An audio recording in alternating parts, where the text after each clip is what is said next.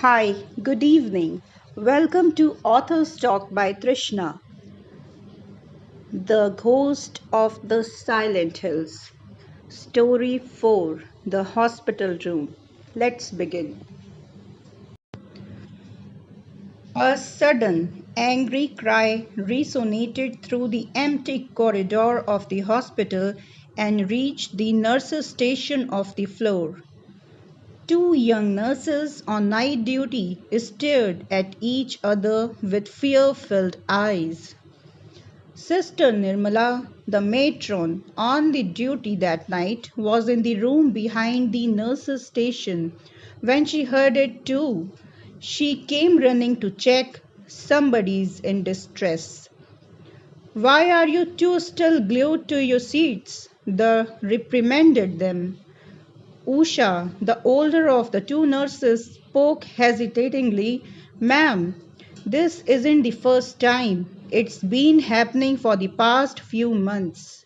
The screams, sometimes angry howls, come from room 23. Many have heard them. Room 23 was the last dark, dingy room of the private ward situated on the first floor of the hospital. An equally dark, narrow corridor, lined with white, bare walls, led to the room. Yes, ma'am, that's true, Julian, the other nurse said, and they are heard particularly when the room is vacant. Today, too, there is no patient in that room. What rubbish! Sister Nirmala frowned. Come with me. Let's go and check. She boldly strode towards the room 23, expecting the nurses to follow her. She stood outside the room. The door was partly open. It should have been locked when not in use. How careless of the staff. At that instant, she heard a growling sound. Momentarily, she was unnerved. Then, gathering courage, she shoved open the door. Before entering the room, she looked back. There was no one behind her. The nurses hadn't followed her command. They need pulling up, the disobedient lot. She gritted her teeth, wavered for a second, and then entered the room alone. The room was dark and cold. It had a stale, festering stench of decay. Unlike the other rooms that smelled fresh of antiseptics and sanitizers, the curtains were not drawn.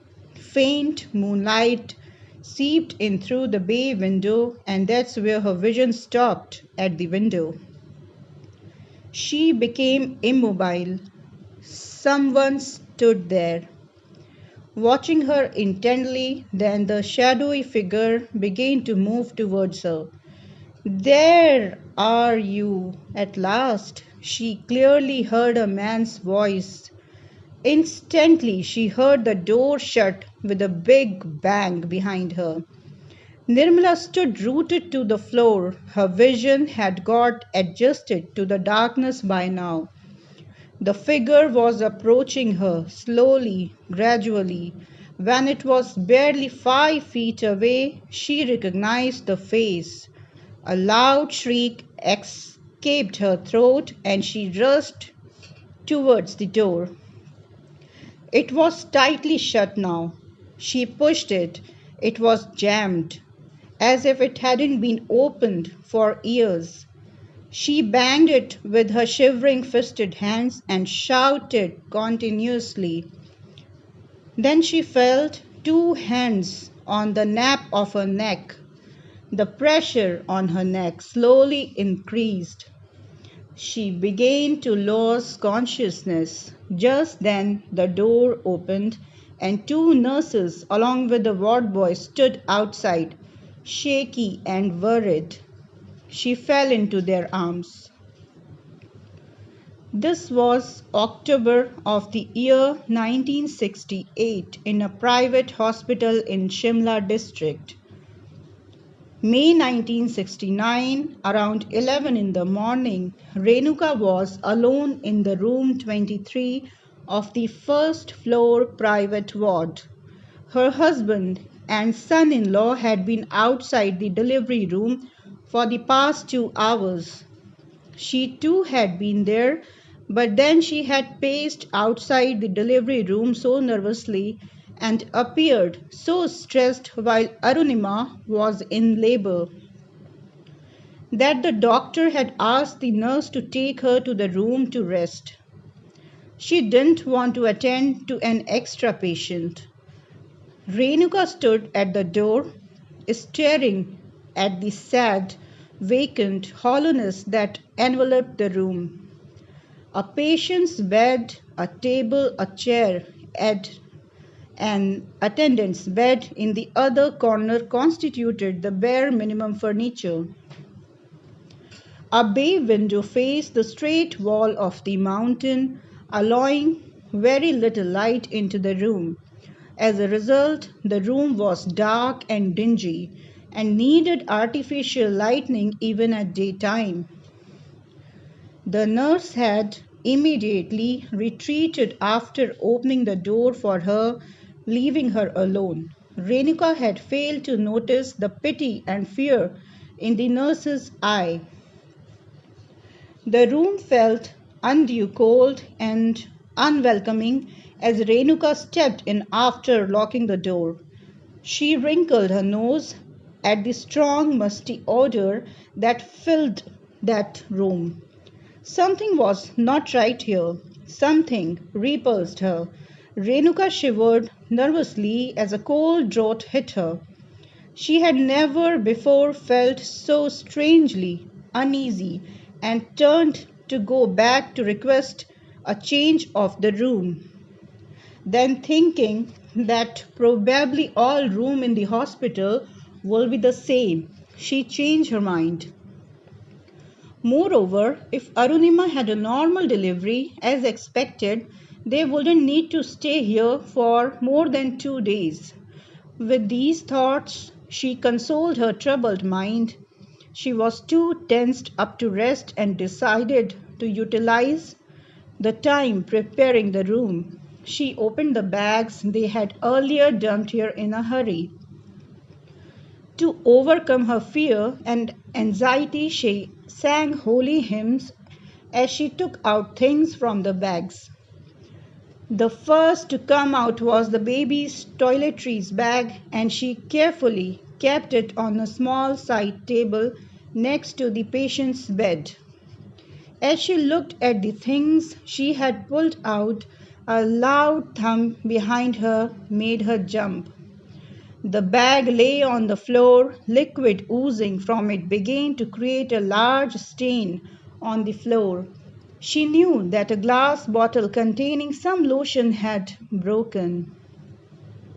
She stood staring at the mess, simply unable to understand how the bag could fall when she had placed it so carefully. She rushed to the bathroom to fetch paper towels to clean the fast spreading stain. The bathroom was dark and icy cold. It felt as if the door of a refrigerator had been opened. Then she heard faint, dragging footfalls. Someone had followed her in. The main door was locked. She switched on the light and looked around. The empty space stared back at her. A strange, baffling fear began to grip her heart. She shivered and hurriedly retreated into the room with the towels. Renuka unpacked the other stuff, setting it in the cupboard, loudly chanting holy songs all the while. And while she walked about the room, she continued to feel a presence, a mild rustle, a shuffle, a faint shadow. There was nothing perceivable in the room, but there definitely was something.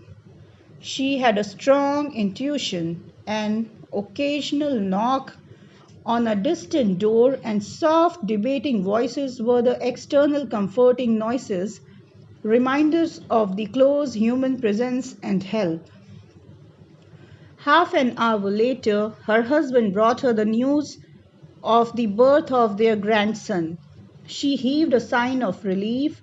Both the mother and the baby were well, and all anxiety forgotten instantly, and with her husband around, the uncanny fear receded to the back of her mind. It was perhaps a conception of an edgy mind and new settings which were making her uneasy. Soon the jubilant father of the newborn joined them in the room, and the atmosphere became one of the respite and celebrations. In the evening, both the mother and the baby were shifted to the room.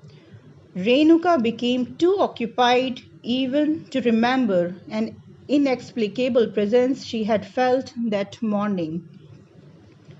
Around 7 in the evening, the men left for home. They intended to pick up dinner on the way and will be back the next afternoon. Feeding Arunima the diet supplied by the hospital catering, Renuka ate the sandwiches and coffee she had ordered. A nurse came around 9 to help Arunima breastfeed her baby. Renuka found her behavior strange as she endlessly kept shifting her eyes around the room. She was clearly very discomfited. After the nurse was gone, Renuka proposed, "For tonight, I'll keep the baby's crib next to my bed and look after him. You need rest. Don't wake up unless necessary. I'll let you know when it is baby's feeding time." Arunima nodded and watched her mother drag the crib next to her bed rather gratefully. She was exhausted and within minutes was fast asleep. With both the mother and the baby tranquilly asleep, Renika sat down to pray. She thanked God for the beautiful gift, their bundle of joy. She prayed to God to bless the newborn and keep him safe always. After reading a few verses of the Bhagavad Gita and then keeping it on the bedside table, she switched off the light. She might have to get up frequently at night, therefore she decided to steal as many winks as she could. The night bulb was on, spreading gentle, comforting light in the room. The day's mental and physical fatigue mixed with her relief for her daughter's safe delivery, the joy of having entered the grandmotherhood, and Renuka was soon snoring softly. It was around midnight. Something woke Renuka up. She was drenched in sweat and struggling to breathe. Where was she? Was it a nightmare she had seen? She raised her head. The door of the room was directly in front of her. It was shut. A door painted white and with a brass knob handle. This was the door she had seen in her dream. She had seen the golden knob turning and the door opening. She took a few deep breaths to calm her nerves. Then she dropped her head back on the pillow and lay speculating. Who was the man with the blood pouring down his body? She had so vividly seen him enter this room through the door. It didn't feel like a dream at all. It seemed too so real. She remembered him standing and staring at her with murder in the eyes. He had then spoken something before walking towards her menacingly.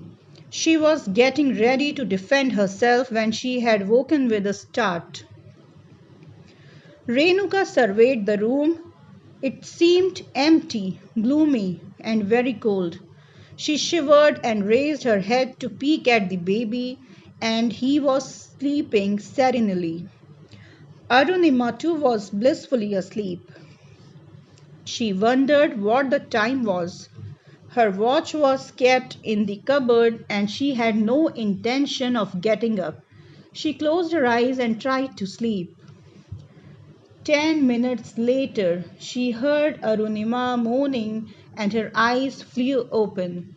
She instantly noted a faint shadow bent over her daughter. As the shadow gradually became distinct, Arunima's struggles intensified. Renuka's heart skipped a beat. Whose shadow was that? She tried getting off the bed but felt as if she was tethered to it. Arunima was now cursing audibly. Two shadowy hands, barely inches above her neck, were slowly pressing down, suffocating her. Her curses changed to prayers. Ram, Ram, with an effort. Renuka sat up. Just then the shadow began to straighten up. Where's she? A gruff male's voice reverberated in the room. Renuka saw the shadow turn its head towards her. It seemed to be directly staring at her, and this time it was no dream. Though it was the same airy figure she had recently seen in her dream. She was drenched in sweat once again, and heart jumped out of her ribs. The shadow straightened up and began to move towards her. The baby's crib was between her and the shadow. The baby was in danger. Renuka mustered up her energy and jumped out of the bed. She had barely snatched the baby from the crib and wrapped him in her protective arms when the crib shook dangerously. She stepped back. The electric bulb, along with the complete contraption, crashed on the baby's pillow. Renuka stared horrified. Arunima was now trying to sit up. Mama, what's going on? I'm so scared. Someone is here. He tried to strangle me. She was crying hysterically. And then she saw it, a ghostly shadow near her mother, and screamed. She made a futile effort to leave her bed. Her mother was holding the baby in her arms, shaking violently and chanting mantras. Then they both heard a distinct growling like a breeze against the dry leaves or a distant rumble of the thunder. Jao. Renuka rushed to Arunima. Arunima, get up, quick! She almost dragged her out of her bed, supporting her daughter by her left arm while holding the baby in her right. She rushed towards the door. Renuka turned the knob and pushed the door to open it. The door didn't budge. It had been opened a number of times during the day, but it was never stuck like this. She turned to check where the spectre was. A misty but distinct shadow stood right behind. It was then that she felt a strong blow on her left cheek. A terrible chill ran down her spine. She shrieked, and so did Arunima. Where's she? They both heard again. In that moment, Renuka realized that the ghostly entity was searching for someone. Keep away from us, she shouted, putting her entire effort to open the door. Om Namah Shivaya, Om Namah Shivaya. The door opened with a creaking sound. Om Namah Shivaya. Renuka chanted loudly in her shivering voice as they rushed out. The nurses on the night duty noticed the ladies rushing towards them. What's wrong? The patient is not supposed to be out like this. Then, perceiving their panicky faces, they rushed to their aid. There's someone in the room. A ghost wants to kill us, Arunima whispered in her quivering voice. Renuka added, angry and violent, we both saw it. We can't stay in that room. Not with a baby, she wheezed and gasped. The nurses shuddered and stared at them. Well, I'll speak with the matron, one of them mumbled. We'll try to get your room changed as soon as the office opens at 8. The other one tried reassuring, not knowing how else to help. What About now, I can't stand here the whole night. Arunima moaned in pain and shivered. The nurses looked at each other indecisively, fear dripping down their eyes. When Arunima swooned and almost collapsed on the floor, they swung into action. Both the ladies were then offered seats and water. A deathly silence followed the frenzy. The four ladies just stared at each other and down the corridor, expecting the ghost to appear there any minute. The clock ticked loudly, competing with the sound of heavy breathing. Renuka instantly mumbled prayers. The baby slept peacefully in his grandma's arm. 10 minutes passed in a morbid hush. Renuka and Arunima gradually calmed down and gathered the courage to brief the nurses of their terrifying experience in the undertones, lest they call for the wrath of the supernatural being in their close proximity. Before we rushed out, I felt a blow on my face. It's still paining, Renuka concluded, rubbing her cheek lightly. In the bright light of the nursing station, the other woman gawed in shock. Renuka's left cheek was so distinctly different from right one. It was swollen and red, slowly acquiring a purplish tinge. That was clear evidence that someone had recently punched her hard on her face. He's getting stronger and vicious, whispered the nurse. The next day, soon after Renuka lodged a complaint with the hospital authorities, whole hospital was rife with the report of the attack the previous night. Rumors were flying about a prison's haunting room 23. Nursing staff exchanged, glanced, and clearly conveyed, "We were right, the room is haunted," but nobody paid us any heed. The victimized ladies were accommodated in a new room on the same floor. After they had spent a restless night in the nurse's room, now the baby was asleep. Renuka constantly moved around needlessly, shifting things in the room. The unusual divine brightness on her lovely face seemed obscured. Worry had accentuated her faint age lines.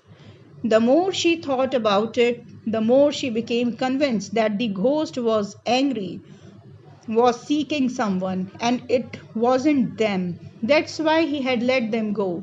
Something needed to be done urgently. Arunima lay in the bed limply, watching her mother at her futile activity. She refused to discuss the incident. She was afraid that the ghost was probably hanging around listening to them. She was afraid of her baby. The evil ghost had attacked the baby too, and then her mother. The thought continuously sent shivers down her spine. A sudden knock on the door startled them all. They stared at the door anxiously.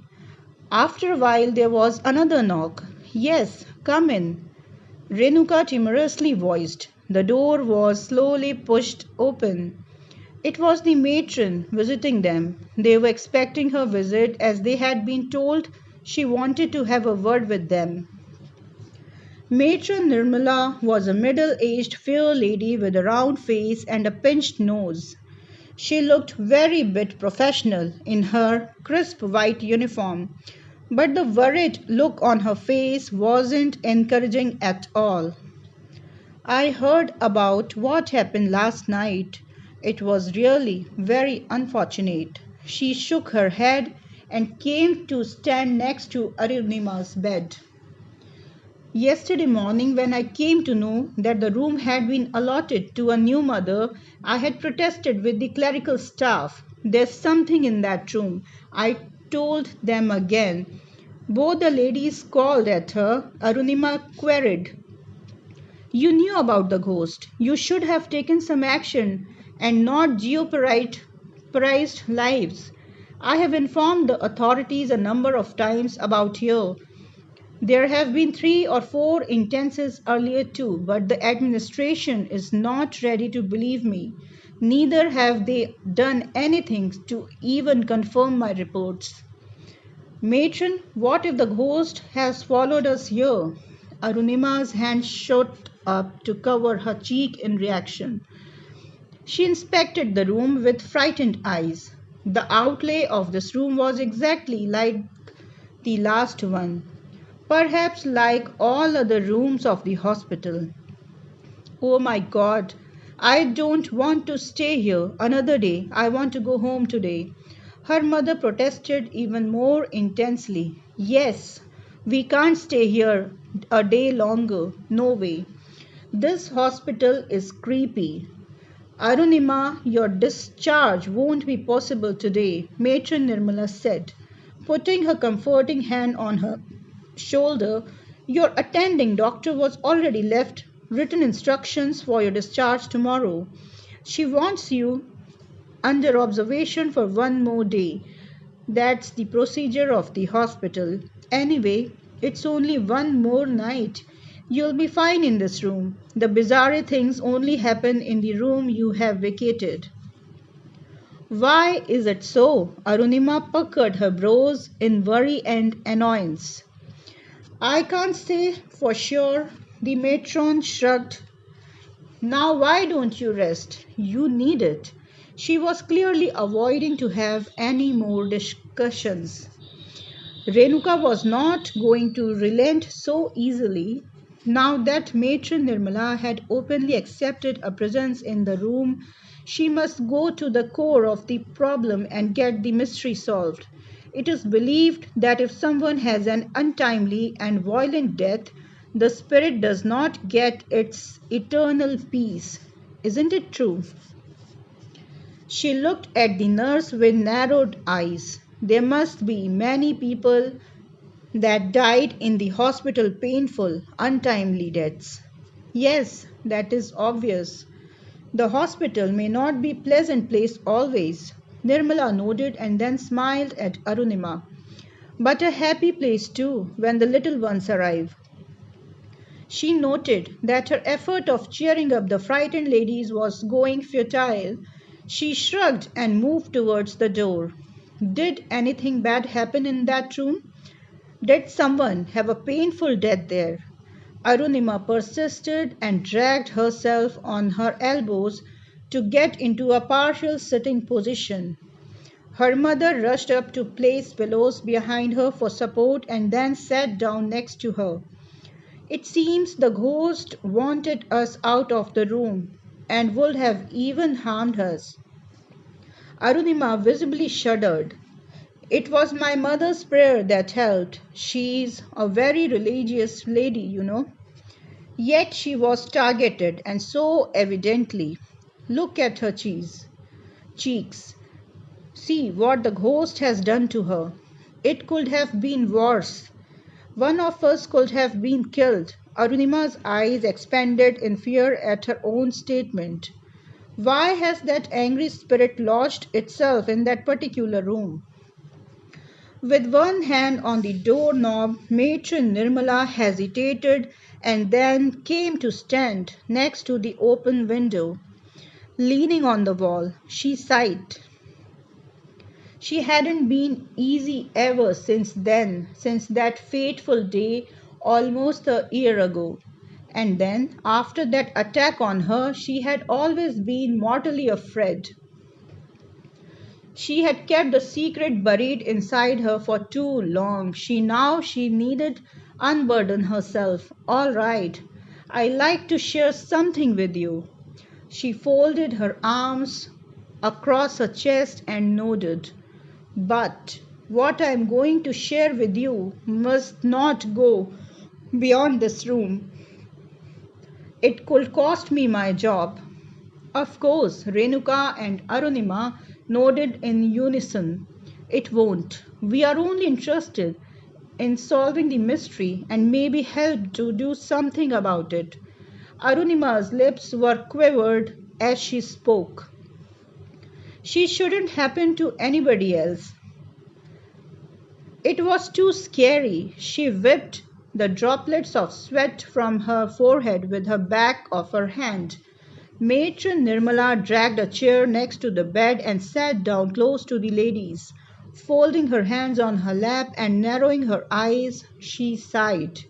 Well then, the strange things in that room started happening about a year ago, after the police brought a seriously injured young man to the hospital's emergency. I was the first person to attend to him before the doctor arrived. She looked at Arunima and then became quiet.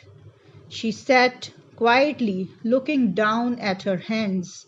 A feeling of guilt had seeped in. Was it right to discuss this matter with the patient? Was it within the protocol? Breaking the silence, Renuka probed. How was he injured? Accident? Both the ladies were looking at like a detective, resolute to solve a murder mystery. Nirmala smiled. They were not going to concede till they knew it at all. Perhaps they truly wanted to help. Only a handful of the hospital staff has experienced the supernatural in that room, specifically the night staff. Though their encounters have not been as alarming as mine, but no one talks about it openly. These two ladies are now my means to shake up the dozing authorities to take action. The spirit needs to be expunged through an expert medium. It is dangerous for others, for me. What we gathered from the escorting relatives of the critically injured man was that the family row had turned violent and his own uncle had attacked him with a dagger, thrusting it into his chest. He was brought to the hospital with the dagger still embedded in his body. Oh my God, Arunima gasped. Matron Nirmala shook her head sadly. He was a handsome young man, well qualified, with a fairly good job. He had come home on leave to get married and become a victim of the family row. Maybe someone in the family was jealous of him. Oh, then the young doctor on the emergency duty, a freshly recruited surgeon, came to attend to him. The wounded man had already lost lot of blood, but he was conscious, was able to talk despite the intense pain. Nirmala paused to take a deep breath. I knew it was a serious case. Unfortunately, the dagger hadn't punctured his heart, but it may have been just inches away from it. We rushed him to the operation theater. The anesthetist arrived and the doctor was getting ready to go ahead with the surgery. But he seemed nervous. He had finished his specialization barely 6 months ago and didn't have much experience. Who was the doctor? Arunima asked. I'd rather not name him. That doesn't matter now. He's not working here any longer. Oh, so what happened? I quickly inserted the cannula, started IV, and then rushed to call the blood bank for blood. I also decided to call our senior surgeon, Dr. Singla, who was out attending in a meeting. I had a strong feeling that someone experienced should handle that patient. Dr. Singla said he was rushing back and asked me to transfuse blood to the patient and tell the junior doctor to wait for him. Matron Nirmala's shoulders slumped with her eyes downcast. She continued, but while I was on the phone, the silly doctor pulled the dagger out in the strong jerk, thinking it was necessary to save the man's life. In the process, he seemed to have slashed the patient's major artery. Blood gushed out from the victim's body like from a fountain. Oh my God, Arunima winced. Downright irresponsible, doctor. Renuka scolded. How could he commit such a blunder? Actually, the knife was slightly curved and the doctor had no idea about it. He could have x-rayed, but probably thought he couldn't afford to waste time. He didn't have any wrong intentions. He was just in a hurry to save the patient's life. And that hurry cost him his life. Arunima grimaced. Did the injured man die immediately? Renuka prodded. No, I tried to prevent his bleeding by applying pressure.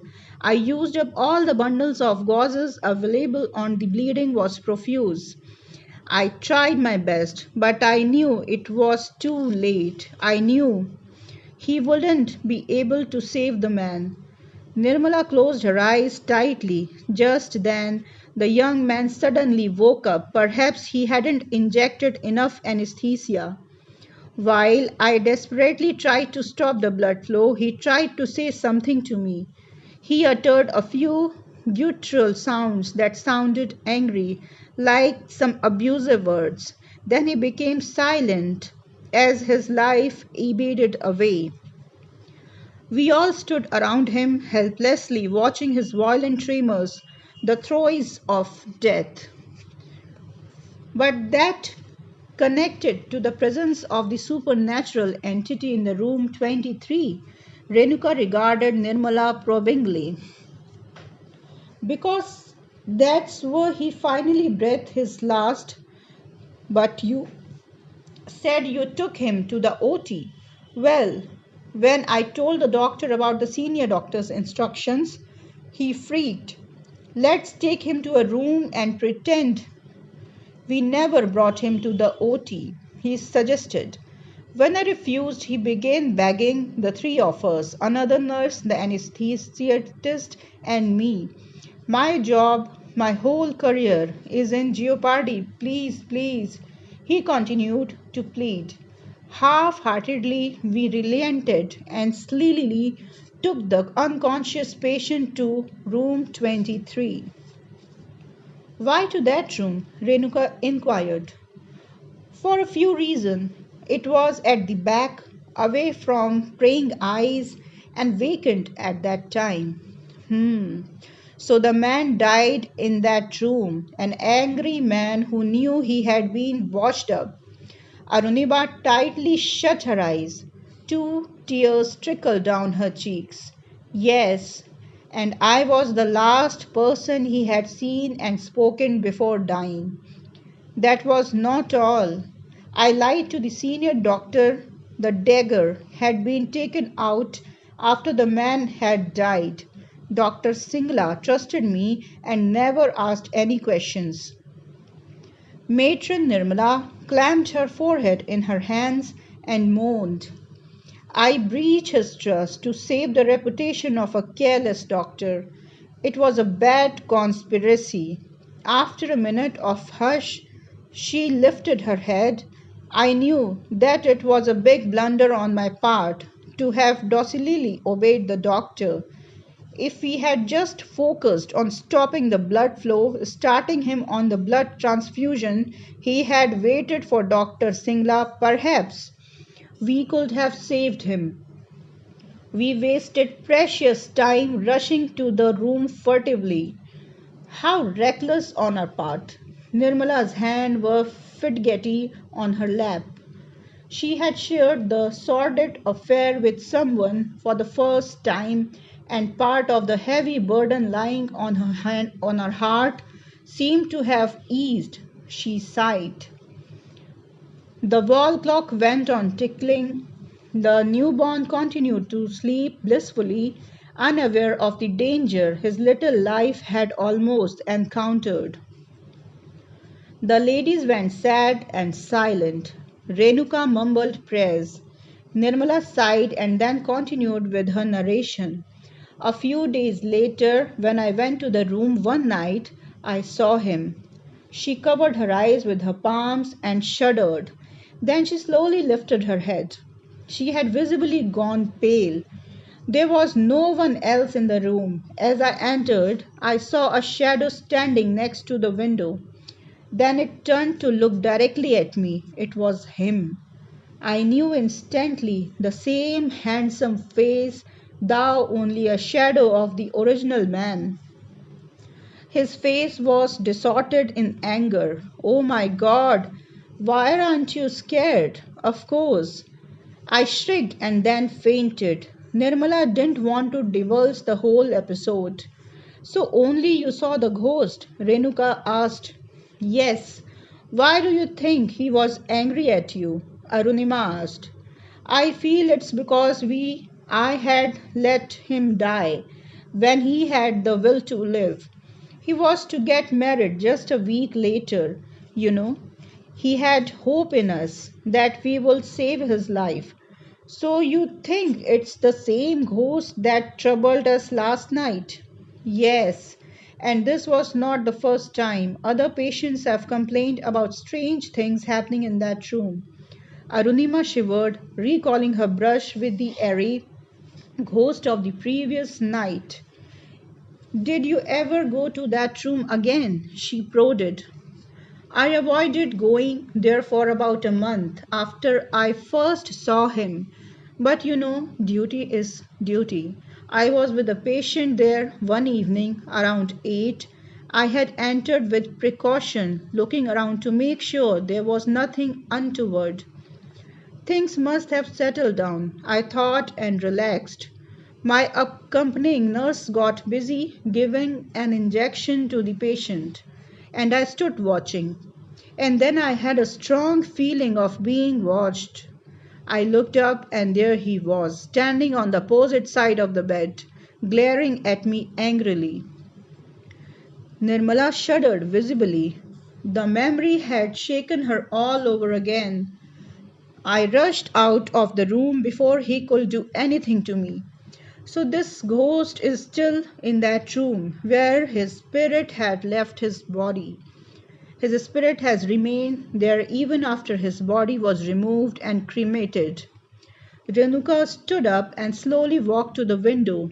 It was a serious matter. The restless, angry spirit needed to rest in peace now. Arunima prodded. You said earlier that you had reported the matter to the authorities and also that someone other patients had similar experiences. Yes, the same night that patient felt a weird presence in the room. He rang the bell in the middle of the night. He wasn't on duty, but came to know about it the next day.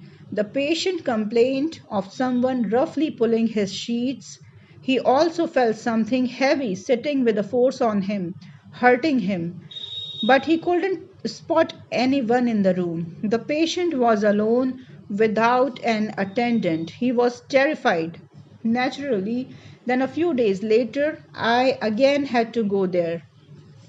How very reluctant I was. It was something during the evening. I didn't have the courage to go alone, took another nurse with me. Once again, I didn't see anyone on entering the room. After finishing dressing the patient, who had a minor surgery, I walked towards the washroom to wash my hands. I was still at the door when I felt a strong push. I staggered, saved myself from falling flat on the floor by grabbing the wash basin. Then the bathroom door closed behind with me with a bang. The other nurse saw it all. She kept her nerve and rushed to open the door and help me. We both then rushed out of the room. The patient kept calling us to know why we were rushing out. That must have been scary. That's not all. You know, that patient with just a minor surgery of gallbladder removal died all of a sudden that night. No one knows what happened. There was nothing serious with him, but he suffered a massive heart arrest without any history of heart disease. I saw him before he was taken away to the mortuary. His eyes were bulging as if he had suffered extreme fright before dying. That terrified me. Color drained from Nirmala's face as she recalled what happened that night. I went to the hospital management to speak about my fears. They just laughed at me that I was mentally unhinged, was hallucinating, and wondered if I was fit for the job. She had tears in her eyes. I had to keep quiet to save my job. I have a family to support, 3 children. My husband is a philanderer, doesn't contribute. What about the doctor who had removed the dagger? And the other nurse was there with you when the man had died? And the anesthetist? Arunima asked. The doctor left within 15 days of the incident. Reason not given. But I didn't notice him slowly becoming nervous. At times he appeared highly distressed, something was going on. I knew, so did the anesthetist had joined another hospital. And the nurse fell sick, really sick. She went home on medical leave and never returned. I have no news of any one of them, so that leaves only me. Nirmala sat with her head bowed. Her hands were mildly shaking. Each time I've been to the room, strange things have happened. When I came to know yesterday that room had been allotted to a lady about to deliver a baby, I panicked. I rushed to the office to get your room changed, but the clerks didn't pay me any heed. They said I was going nuts. But they changed it today finally, Renuka quipped. That's because of your loud protest. It's good that you refuse to go back to the room, even to collect your things. Nirmala nodded.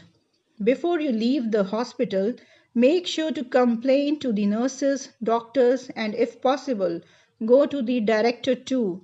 The dosing authorities need to be woken up. Matron Nirmala, I can't spend another night in this hospital. I won't be able to sleep. Arunima reiterated. It's too late now. The discharge will happen only tomorrow morning. I'm sorry. The baby woke up just then and began to cry. Nirmala picked him up, cooed the baby to soothe him, and then handed him to his mother. She then walked towards the door. I have to go back to work now. I used my pre lunch tea break to come here. I'll come again in the evening. After my shift is over, we'll plan what to do next. Sure, Renuka nodded. You'll be safe in this room, I assure you. Matron Nirmala turned from near the doctor and gave an encouraging smile to the ladies. If you need anything, don't hesitate to ask. She took a step and halted again. By the way, have you got all your stuff? I had assigned my best ward boy to shift your bags to this room. Arunima abruptly looked up. She seemed to have remembered something. Mama, are my gold chain and bangles with you? The nurse in the delivery room had made me take them off. I had asked her to give them to you. Oh my God, they are still in that room.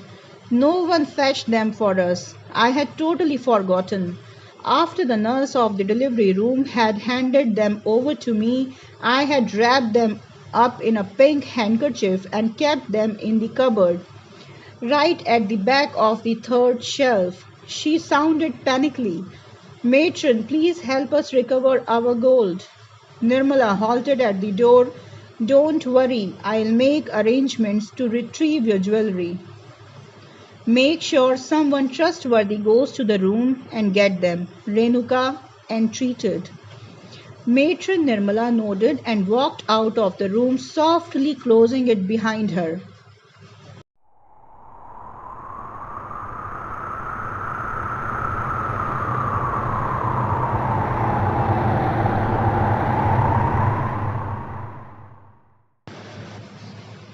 Nirmala walked to the nursing station to find someone to send to the room. There was There was not a single nurse there. All were busy with their allotted patient. The ward boys were missing too. She hesitated. It's a daytime. This ghost has been active mostly at night. Besides, I just have to get in, grab the little bundle from the cupboard, and get out. This is a small help I can confer on the sweet ladies. Making up her mind, she boldly walked towards the room. She halted in front of the door. No sound came from the room. It was deathly calm and quiet. She turned the knob. The door opened with ease. She walked in, leaving the door wide open. When she was in the middle of the room, a loud sound behind her made her jump. The door had banged shut. Who did that? She turned and rushed to it. She tried opening it. No matter how much effort she put, the door just wouldn't budge. She began banging the door in utter desperation. The loud banging made some nurses rush to help. They tried to opening the door but utterly failed. It seemed the door had been locked from the inside. It needed to be broken up. It was then that they heard an unearthly snigger escape from the room. Matron Nirmala heard it too, from right behind her. She slowly turned. The ghost stood close to her, smiling, enjoying her helplessness. There you are. A gruff voice sent her legs trembling. I have been so patient waiting for you to enter here alone. The ghost began to move towards her. Slowly, deviously, Nirmala stepped back. She was now wedged between the ghost and the door. There was no escape. She saw two ghostly hands slowly moving towards her throat. She felt suffocated. Oh God, save me, please. Her heart was jumping out of her body. A severe pain erupted in her chest. I am going to have a heart attack. God, help me. They were the last thoughts on her mind before she fell on the floor with a loud thump. When she woke up next, she was still in the room. She felt at ease. She was alive. And then she saw him standing next to the window, regarding her with the same willy smile playing on his lips. Nirmala screamed and once again rushed to the door. She put all her effort to open it. It was still jammed. Please let me go. I'm sorry, Hari, for what happened. Your apology isn't gonna bring me back to life. I am sure you know by now, Aunt, and that your husband thrust that dagger into my body. The jealous, good for nothing, evil man. He had his eyes on my bride to be wanting her to himself, and you knew me so well, yet you let me die. Nirmala staggered to the floor. My husband is a vile man. And believe me, I wanted to save you. I honestly tried. The blunder was made by the doctor. Hari stepped towards her, his face now inches away from Nirmala's. Doesn't matter what you say. Now you are with me, and together we'll take revenge from the man who destroyed us. No, we won't. You are dead, but I have a life to go back to. Please let me go. My children need me. I must go home to them. What makes you think you can go home? The ghost tilted in his head and giving a hollow laugh. He was looking at something behind Nirmala on the floor. Nirmala followed his gaze and turned to look behind. She then stared open-mouthed, her eyes protruding from the shock, her face ghostly pale as she noted a body lying on the floor, a body in a matron's uniform, her body. That morning, shattering the hospital calm, a blood-curdling cry and a burst of airy laughter rose in unison from room 23, navigated through the corridors and resonated in the entire floor. So this story is for now. Catch you with the next story. Till then, take care and please do like, share, comment and subscribe my channel. Thank you so much.